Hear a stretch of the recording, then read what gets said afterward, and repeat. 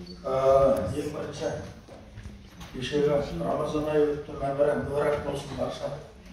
Тұтқан ораза, туған құлшылық жасаған дұғалардың бәрі Алланың дәрбейінде қабыл болсын.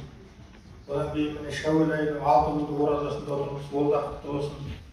Бұл күндердегі айтылған тілек, туған атаның бәрі кем кетті. Мына неше жыл қарып тұрған, зарып тұрған, нұр жауып жатыр Алла Тағаланың.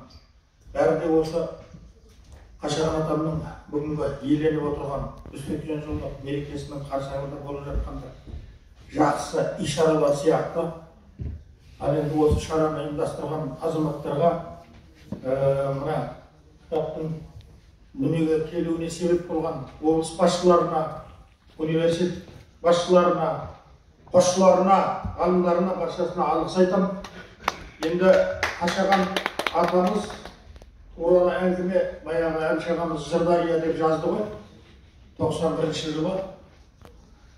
Бұл шынында да бір жаңағы нені құйып жатқан тереңнің шамшырақ жанған түбінде деп Қашекеңнің өзі айтқан. Бұл бір түпсіз мұхит қой Қашекең.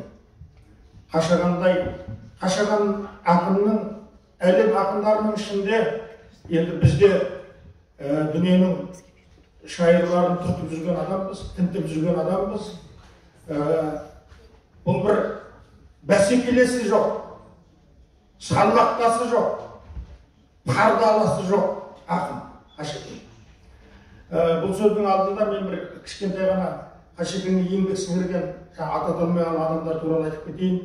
Қашекеңнің мүбәрәк есімін қасиетті қаламына алғаш жазғандардың біреуі қазақтың ұлы ақыны, жырдың құлагері Ілияс Жансүгіров Қашекең туралы поэма жазған.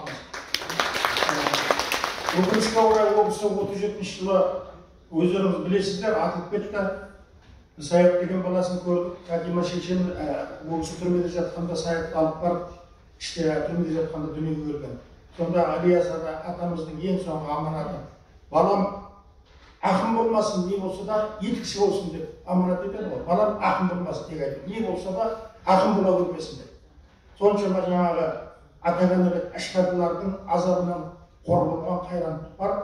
Сөйтіп сол кісінің көптеген шығармалары басталып жазылмай аяқталмай қалды соның қырсығынан. Исатай деген кәдімгі Тайманов Исатай туралы поэмасы аяқталмай қалды.